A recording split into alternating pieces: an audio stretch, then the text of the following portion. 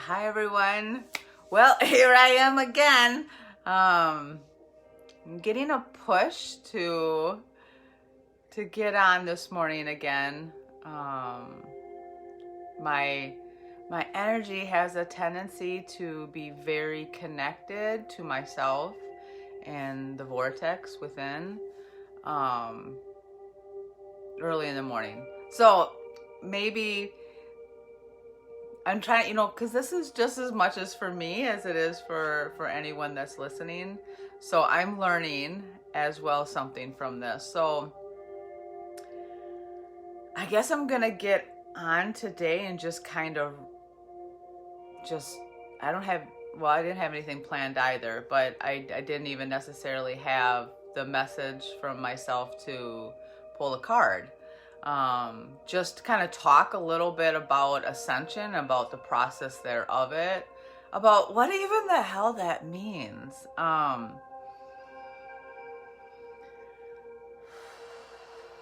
So I'm just going to catch my breath here, and you're more than welcome to breathe with me. Breath is consciousness.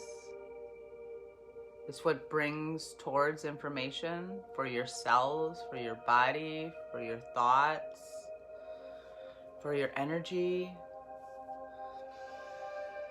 So just getting some really good breaths in. I mean, you can breathe any way you want. There really is no wrong way to do it. I mean, we do it all the time, right? And we don't even think about it. But conscious breath work is breathing in a way that fills your body, however that is for you. Now, there are techniques that are proven to be helpful. One of the breathing techniques, because I've kind of always breathed a little backwards, and a lot of times when we breathe, we have a tendency to breathe up here and not from our belly. And when we're breathing from here, well, there's lots of things that are going on. It's condensed then. It's not allowing the flow to move through our bodies. But then also, like right here in our chest area is where our heart is held, and that's where our rib cage is held. And so I'm going to talk about some symbolism right now. So like the chest cavity is the rib cage, which, surprisingly is quite fragile, right? But it's to protect the heart, it's to protect the lungs, and it's fragile because it's very rigid. So it doesn't have a whole lot of flexibility. It's bone. And even though that's important, it's necessary to protect ourselves in that way, like a shield, like a wall. You can also see how sometimes rib cages aren't very strong. They're not very protective. They're, like I said, or not like I said, but like we know, they're quite fragile. And they break. I have a girlfriend that cracked her ribs playing slip and slide, So yeah, we can crack those by actually having fun, by letting loose. Because what's held in the breath as it's coming in, if we hold the breath right here, is fear. And it's attached to the heart, and it's attached to the lungs, which is the life force, the breath. And that is what our human body was rigged to move through. That's how we learn our soul lessons, is by moving through fear in many different ways, whether it's by learning to acknowledge it, bust through it, recognize it, transcend it, experience it. I mean, there's all sorts of reasons why fear is it is the number one program in the human consciousness. Because there's all sorts of different ways. It's kind of like salt. You can add salt to everything and anything, right? But it's a little bit different because salt is kind of like the little extra ingredient to spice it up, where fear is not. Fear is the main ingredient. And if you're eating salt, that actually reminds me of my brother, okay? My brother Guy, before he passed, you know what? Yeah, he had some some very, very tough circumstances. But one thing I will give him is, dude was funny. I mean, even when he was effed up, he was still funny. So he's down at some bar, drunk as shit. Thank God he called me to come pick him. He was actually with my younger brother too, to come pick them both up, which I did. And I'm giving them a ride home. And all of a sudden my brother rips out, you know those little salt shakers that they're for margaritas or, I don't know, licking tequila shots or something? He rips that out of his pocket. He just starts chugging. I'm like, what's wrong with you? I just ripped that out of his hand and threw it out the window. But I don't know why I wanted to share that. But I guess you want to laugh about something, laugh about that shit, okay? When you start feeling bad about your circumstances, you could have been acting like a fool like him. Because truthfully, if we were to do that, I mean, think of all the complications in our body if we're eating salt as our like main nutrients. We're gonna die like very shortly, especially if your blood alcohol level is very condensed. That shit ain't, your heart gonna blow right up. So one of the things the alcohol did for him is it released his fear. Now it didn't do it in a way that maybe how we would see it in the 3D in society as a helpful, beneficial way. And, you know, there are higher purposes and meanings. And I don't say higher like better. I just say from a higher perspective of, you know, looking up in less densities, dimensional settings, that we do things. That's how we learn. But going back to the breath work. So breath work that actually is shown to allow it helps the body open up its flow, is to be able to breathe and move it into the belly. And then hold it to allow the expansion. And sometimes it feels a little uncomfortable, especially if your body's not used to breathing that way. But then to bring it back up and then release it, bring it back up and release it. So breathing through the nose. And then what I do, because it's not necessarily something that we think about, and a lot of us don't breathe this way, is I think of myself as swallowing it. So I'm just getting rid of some anxiety for anyone that's watching now or anyone that will be watching in the future. There's just a lot of anxiety in your breath. So I'm just kind of helping clear that density out. So when I'm talking, I'm going to infuse some healing energy, some galactic Reiki, some super conscious reprogramming. I'm going to be doing a whole bunch of different things, and it will just be about what your soul wants to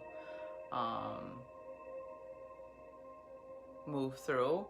But it will rely on you, whatever all of a sudden you notice, or you're like, oh, I'm interested in that. That's how you attach to something that I'm doing that maybe I'm not talking about doing.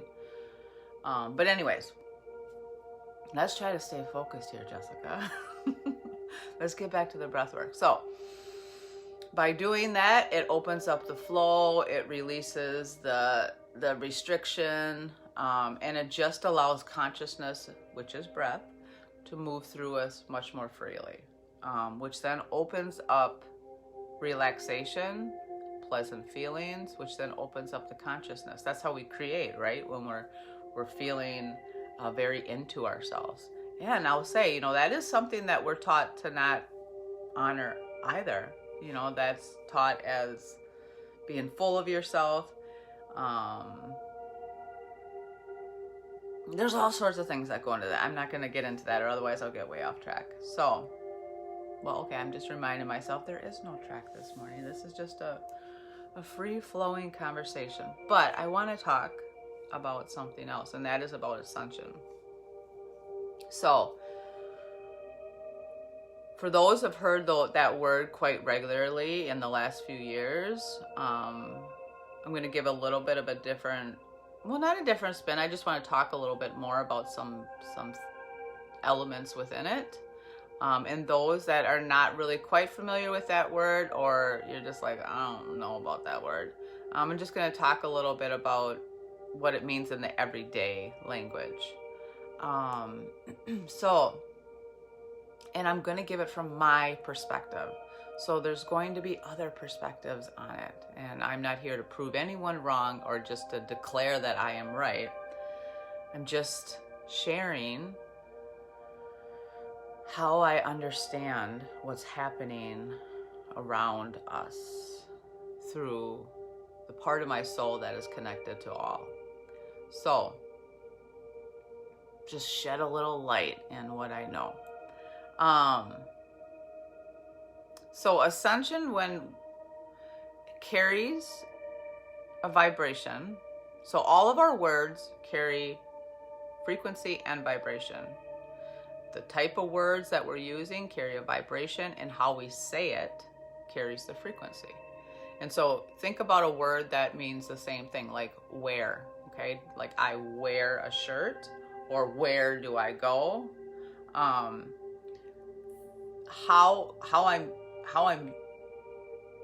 I say the, like what I mean by the word, holds its vibration, and like the emphasis I put on it, or the words that I attach around it, how I put it in a sentence, shares like how it moves out. So if I'm saying it with force, that's a frequency that is like, ooh, that's, like startling. If I'm using it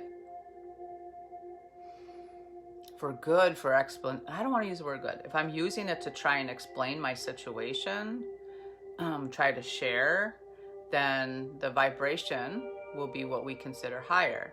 If I'm using it to force something out, even if it is the truth, but I'm using it to force it out, or to force something on someone else to make them see our perspective, even if that perspective in the grand scheme of things is a good perspective, it's lower vibration. So those are things that we begin to understand in Ascension, that I'm just going to use the word lower and higher because that's so my throat chakra is closing, so it's important for me to share this. One of the things in Ascension, one of the things in waking up that was really and continues to be incredibly important for me to recognize and understand and explore is my intention behind what it is I'm doing. So let's just, because we're talking about words, let's just say with words. So if my intention is to bring force, even if it's like something that I'm trying to force something into someone, even if it's nutritious, it's not what we would consider a high vibration, because it's forcing. It's going against someone's will. Now that we can understand why, I mean, what pulls in is, I remember my daughter gives me a hard time because when I'm just a parent that spanking just, I didn't do. That's not my choice in how I chose to discipline. But there were 2 occasions that I smacked her butt. And one was, she had a lot of health complications when she was younger. And she had really bad asthma because she was basically allergic to everything. And this is before we really understood what was going on. So she would get pneumonia all the time. And then her temperature would rise, and then she couldn't breathe on top. It was just a mess. So, and I was a new mother, not by myself, but I had Samantha in my care in my home with no one else in it. But so one night she woke up and she is like 3 and her body temperature is over 105 degrees. So I'm freaking out. I'm trying to get some medicine, some ibuprofen or Tylenol or whatever it was in her, to just drive her down to the hospital because this little body is roasting out. She couldn't breathe. And I'm struggling with her and she's screaming because she hated medicine. And so in that moment, I just thought, the only option I felt like I had was to smack her butt to get her mouth to stay open, because she would be shocked that I did it. And then I could just shove the liquid medicine down in there, which I did. And it worked. And we got to the hospital and, she was fine. But I did carry some not very good feelings about that night for my own perspective. Again, I'm not passing judgment on anyone for if that is their style of parenting, or was their style of parenting. But I would share that story with her, and maybe part of the reason me sharing that story with her would be like, look at what a good mom I am. Who knows? There's all sorts of rationales as to why we say things, do things, and so forth. But so she would always give me a hard time, and I'd be like, remember that one time you spanked me? And I'll be like, oh, Samantha. But anyways, my point being is that typically, even if it's good for someone, by forcing something in them, it's not a vibration that is nourishing for them, or for the environment for that matter, or for ourselves. But it's equally a not brightened or nourishing vibration. Let's use the word nourishing. It's not as high or as good as it could be, nourishing vibration, if I don't speak at all. So we have this idea of balance in there, and giving and receiving. And our society has really taught, like, if you fall in line and you follow the rules and you do as you're told and you achieve what it is that you've grown to come to understand that you're supposed to achieve, well, then you are a good person. If you have a very calm life and it looks like a movie, a Hallmark movie or a Lifetime movie, well, then you are a good soul. And I'm not, you very well could be, I mean, who's here to judge that? But the truth is that by always doing what you're told instead of following what your soul is asking you to express, even if it feels like the wrong thing, you think it's the wrong thing. And I'm not saying go rob a bank or go do anything, whatever. But if Earth is a school, then we're here to make mistakes. We're here to learn from them.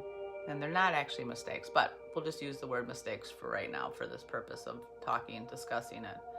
But it's equally important to find your own rules, to find your own line, to climb your own wall, not stay behind it, and finding your own balance in it. Because there are some of us that are born with different purposes, and the purpose might be on how to align yourself in a much more smooth way. So you're not having to fight all these issues, problems. Maybe you didn't grow up in an environment that was, had a lot of toxicity in it, but you have a mission that you are an educator. So your life has supported that. But even educators, a lot of spiritual educators too, they may appear like they're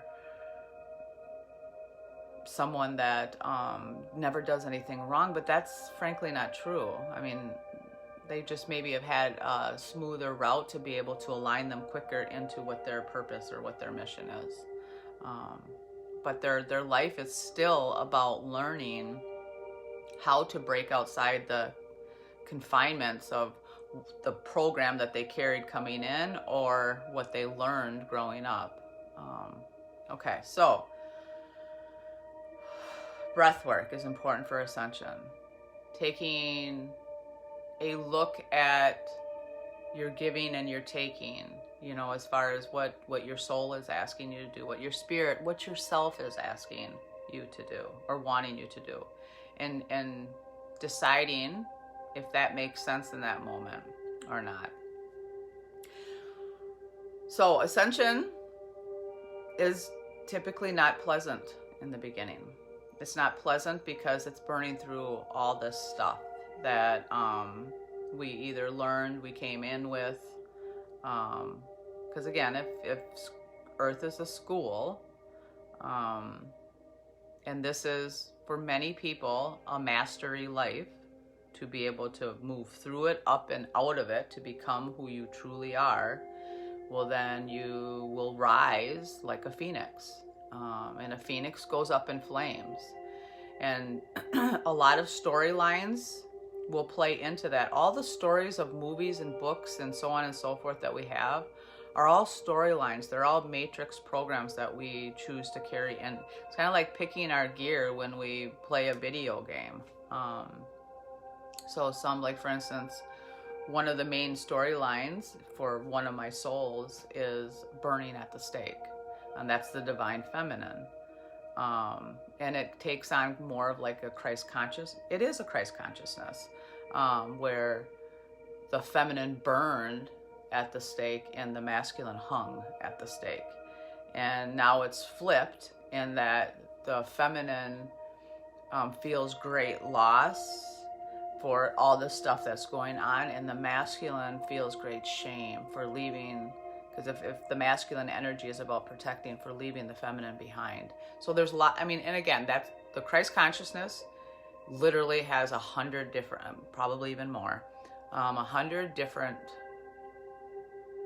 how it's arranged and organized. It looks differently for different people. I mean, think of all the people that we have here on Earth. Christ consciousness can't be the same thing, okay? There's all these little details.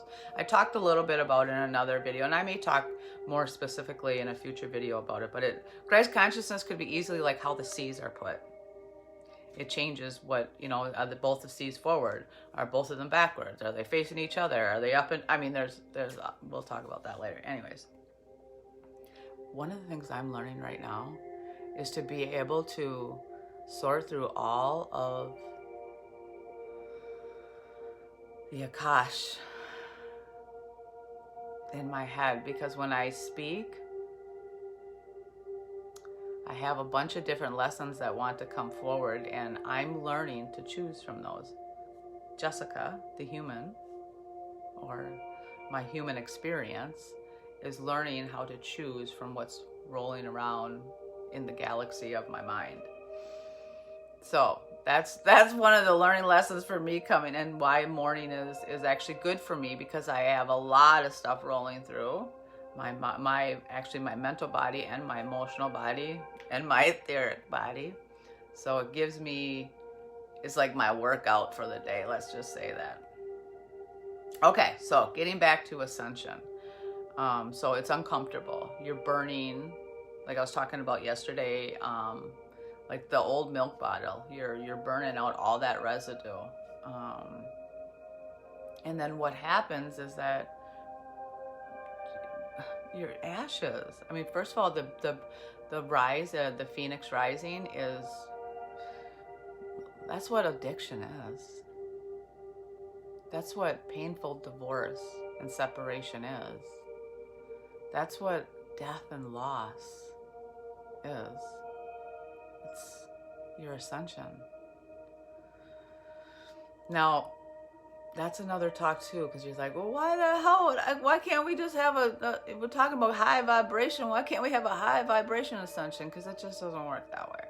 But, so maybe I'll talk about that tomorrow. But stay in the now, right? That's the important thing for me to, and for all of us to be considering, is, am I in the now? Am I in the now? But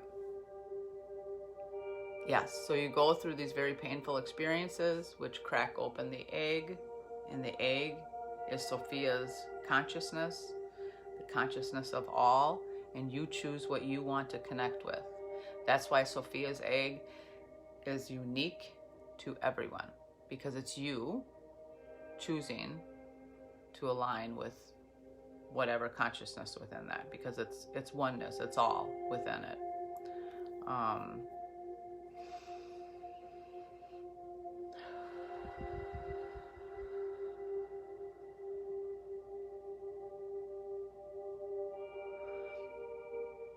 So when you are now aligning, it's very vulnerable, because you burn to ashes. There's not a lot of safety or structure around you, and it's all it has opened you up to different layers of consciousness that you were not taught for. That's where like mental health issues come in. Now, mental health issues are not just about ascension. It's also about a life purpose, a blueprint. There's lots of, so again, my throat chakra's closing. There is lots of lessons to be learned in finding your voice in confusion. But part of ascension is many people experience very significant mental health issues. They experience very significant chemical dependency issues because they're trying to mirror, or not, well, hey, so if that's your life blueprint, is to mirror that to what's around you, yeah, that could be too. But let's not talk about that part of ascension. Let's just say that you're rebuilding. So part of rebuilding is figuring out methods of coping. And to figure out methods of coping means that typically we might stretch ourselves for ones that seem to provide us the most comfort early on, and chemicals have a tendency to do that.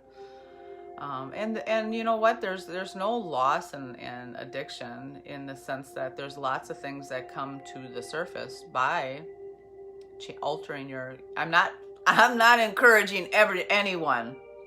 I was gonna say everyone. But I'm gonna go as far as say anyone to do this, because I struggled with addiction. And that's a tough route, but that's part of your blueprint. It's part of your blueprint. But the consciousness that comes when you are first ascending, and that is what's going on right now. The third wave of ascension is coming through. The Lion's Gate is going to really kick it off. Now I'm just going to give the date 8/8, but it's flexible. I mean, I perceive the Lion's Gate is opening on the 26th of this month, so it's just literally in a few days. But the key holder was the Syrian, 7/3, 7/2 to 7/7.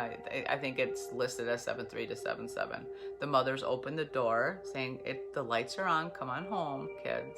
And then the Lion's Gate is like the kids coming out of the lion's den.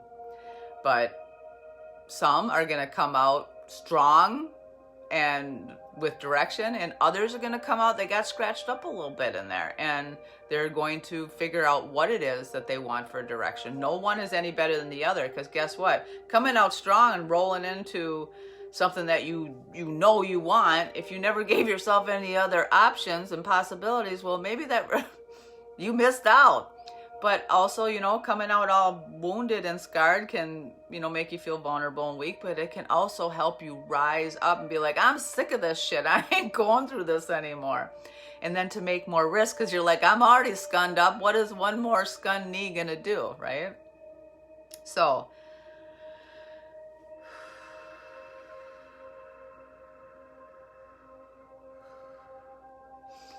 just needing to catch my breath here.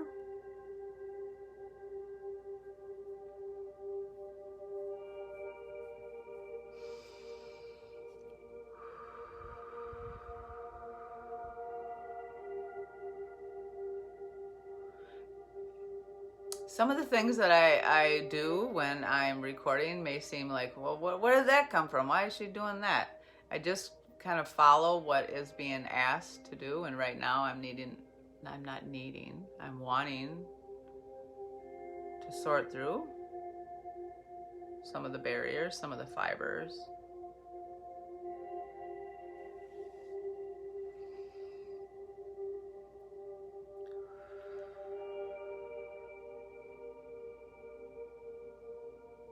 So I don't know how long this is going to last. That wants to come through. I think it's the Syrian mothers.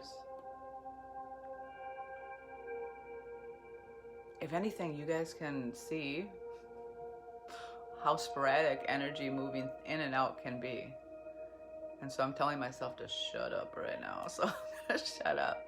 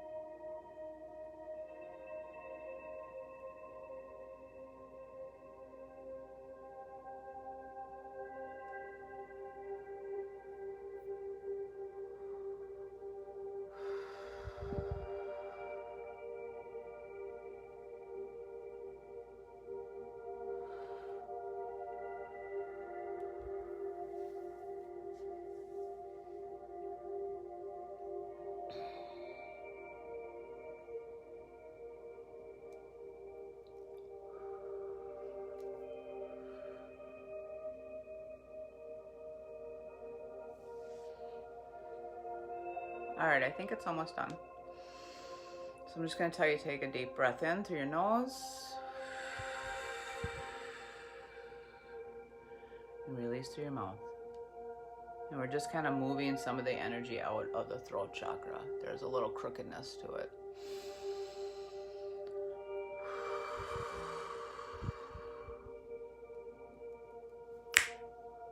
All right, that's it. Okay, so let's try to pick up where I was at. I know I probably don't have very much time left. And you know what? Maybe this morning was about seeing the imperfectness of, I've gone through the majority of my ascension, but you can see the sporadicness that learning never ends. Now I'm trying to organize it and move it into a path where, or you know, it's kind of like those one blankets that people make their patches. I'm trying to make my own comforter of patches, and how that looks good for me. But okay, so I think I got about 5 more minutes.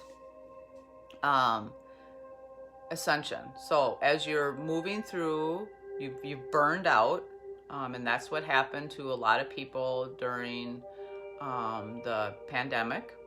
A lot of changes happened as a result of that to get you to stay still and to recognize some things in yourself and in your life that weren't necessarily working from your perspective anymore.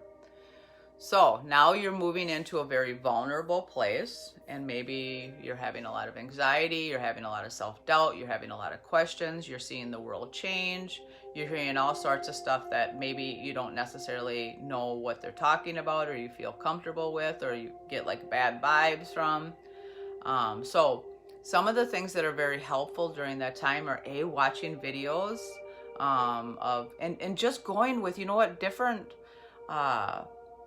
speakers will match and meet with different people. I mean, there's no wrong or right speaker, but I would tell you to really read into your gut. So somebody might tell you the right things, but if your gut is like, I don't know about this, you know, something feels off there, I don't like it, I would just tell you to shut it off. And now you may find later that what you didn't like was actually your fear, and you were being asked to consider something different, but a lot of times it actually was your internal self saying, yeah, no, that's not for us, you know. So again, even that can be complicated trying to figure out.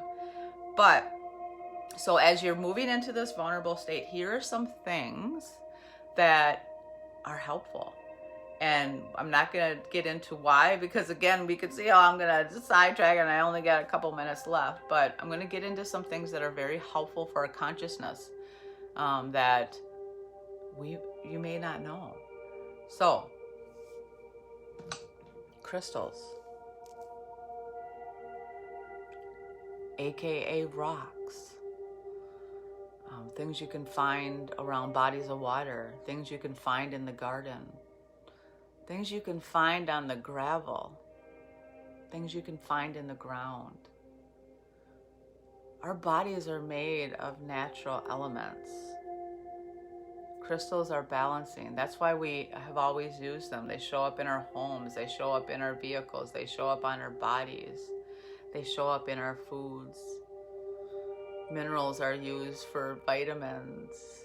So finding, do you have a favorite rock? Do you have a favorite crystal? Do you have a favorite gemstone, a piece of jewelry?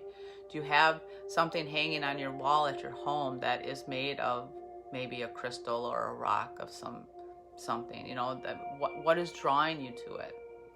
You know, color therapy is important during this time too. Connecting with colors that bring soothing to you is something as simple as wearing a shirt of that color, drinking that color. You know, they have all sorts of bath stuff, you know, bathing in that color, which brings about scents. Incense. Incense will change your vibration. It will elevate it. Now remember, elevating doesn't necessarily always mean something that feels great. It may mean something that it needs to blow through. So it's got equal importance, but burning incense will change the vibration of your home. or the place that you're at. Essential oils. I want to show you this other. I think it's like Danabrite. So this one is my Lemurian crystal. This is my favorite crystal. This is my second favorite.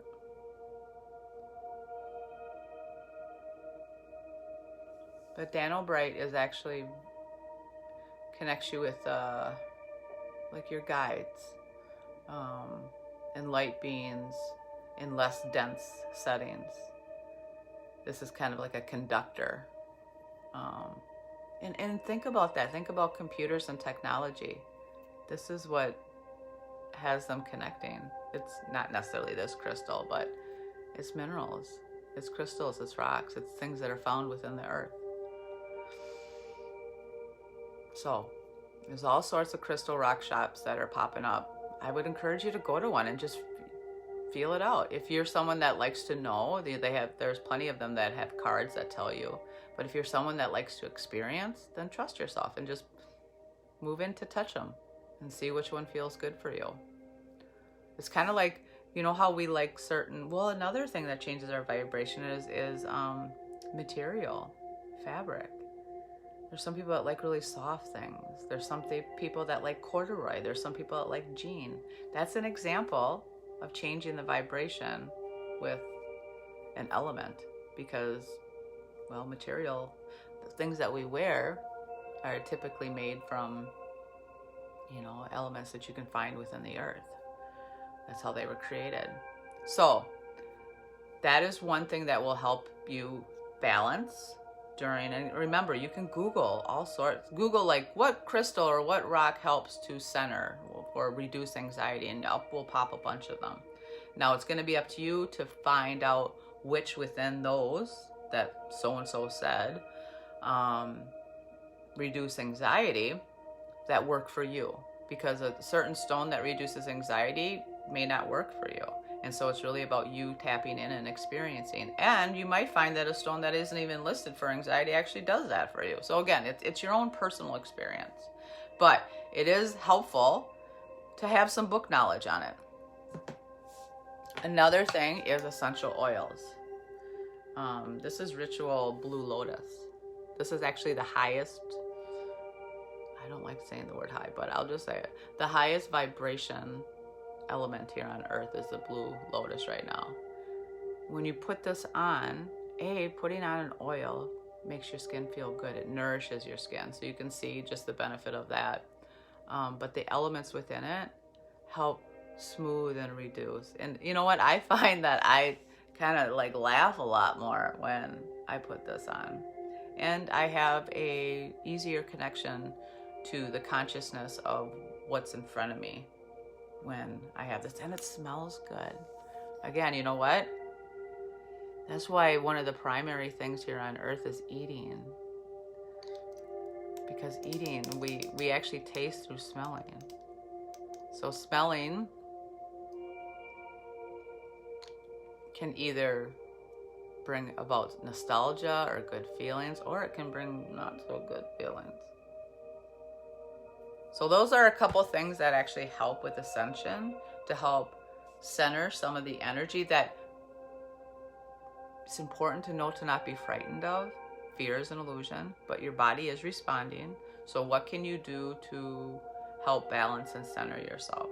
What can you do to bring more pleasant experiences in? Which grounding is really important, particularly for anxiety. Grounding in the now, because anxiety is worrying about what happened in the past and worrying about what could happen in the future. So eating is grounding. And if you're experiencing some very, very heavy, dense anxiety, eating like something heavier, or even like fattening foods like fast food will. Now, I don't encourage you to just go chowing down fast foods all the time, but that may be helpful.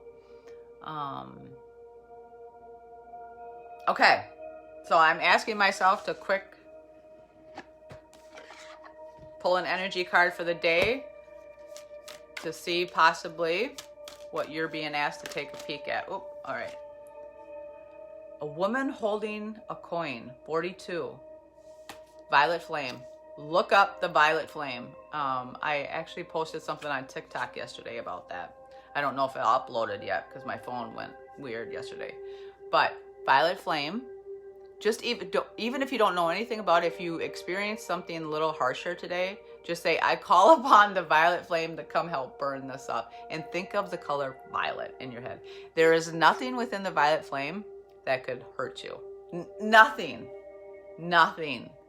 It's not even possible.